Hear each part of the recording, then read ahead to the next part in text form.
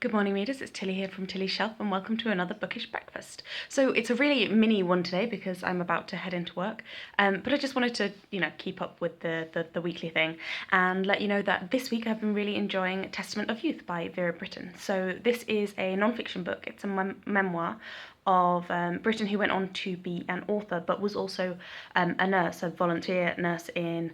Well, she was paid, but she volunteered to become a nurse during the First World War, and it's just brilliant. So I picked it up because my mum suggested that. Well, my mum said that it was one of her top 10 non-fiction books. Sorry, and I just thought it would be interesting. I've been enjoying over the past year reading various healthcare professional stories. And like non-fiction books and memoirs and so on. So I thought I'd probably be interested in it.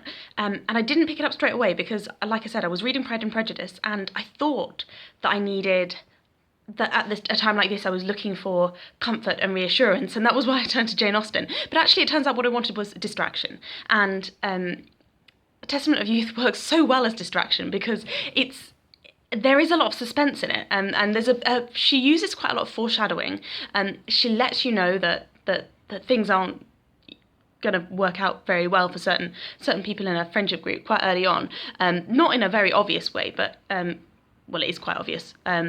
But yeah, in an appropriate way. And that means that every time there's news of an offensive, I'm really on tenterhooks for her brother, for her family, for her work, for knowing what the impact of that is going to be. So I think it just works so well by keeping me constantly in suspense, as well as by being a very literary memoir. And I can't find my copy this morning. But I've marked loads and loads of quotes that I just love. And I was going to read a few out for you, but maybe I'll do that next week. Where she just constantly says really apt things that seem to be very resonant and very broadly applicable, particularly to a time like this. But also it's a reminder that, at the moment, the way that things are is not as bad as it could be. And that has also helped. So I just wanted to say that I'm enjoying that so much.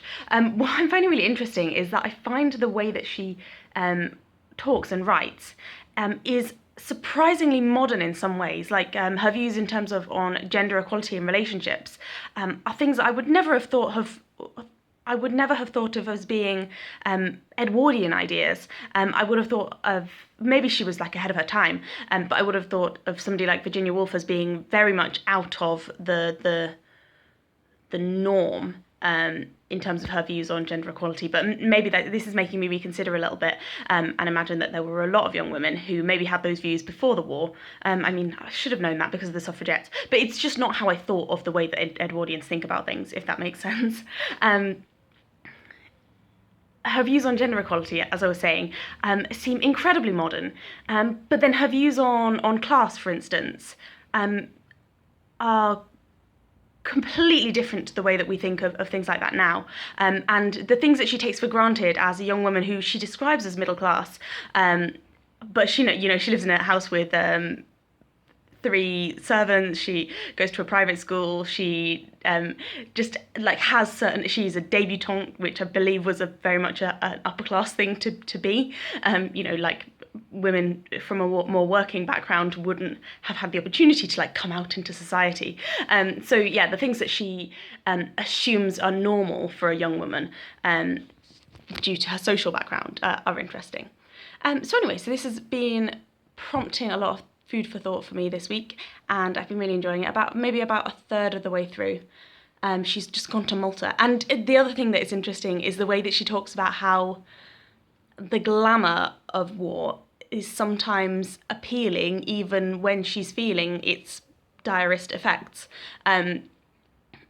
So like the sense of kind of inspiration and honour that a lot of young people had in relation to the war, even though they knew it was also an awful thing.